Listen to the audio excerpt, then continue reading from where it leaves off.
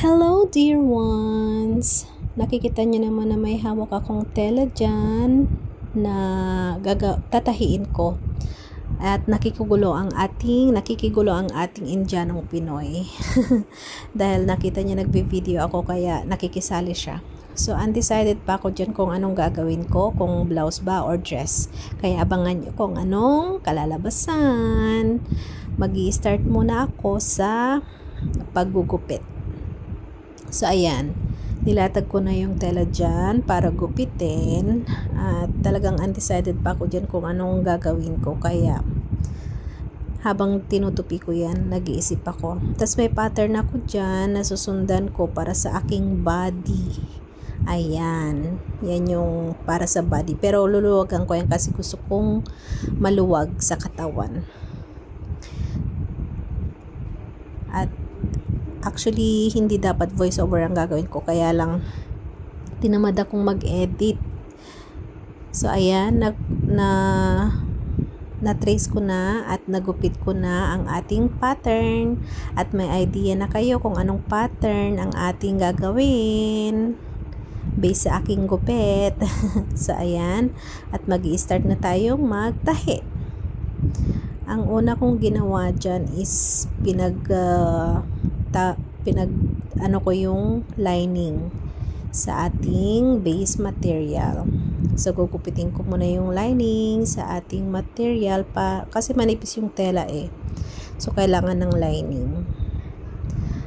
At ayan, watch nyo ako habang nagtatahi. At sana panoorin nyo hanggang dulo para makita nyo ang ating final product, kung ano ang kalalabasan. And i-comment nyo na din kung maganda ba ang ating tinahi na pattern at kung ano pa ang gusto nyo or ano ang suggestion nyo na pwede kong gawin. Actually, madami na akong natahi na hindi ko na videohan, tulad nung pinost ko nung birthday ni Indianong Pinoy na dress, yung magkasama kami. Tinahi ko din yun, yung dress na yon. Hindi ko na na-videohan. At may isa din akong dress. Actually, madami na akong dress na natahi na hindi ko nagawa ng video dahil habang nagtatahi ako, gusto ko may pinapakinggan or pinapanood. Etong cellphone ko yung ginagamit ko pang video. So, kung nanonood ako, hindi ako makapag-video, diba? Kaya mas inuna ko yung panood kesa sa mag-video. Kaya ayun, wala tayong video ng mga nakaraang kong mga tinatahi. Pero sisikapin nating mag-video ng mga ginagawa kong or tinatahi kong mga dress at iba pa.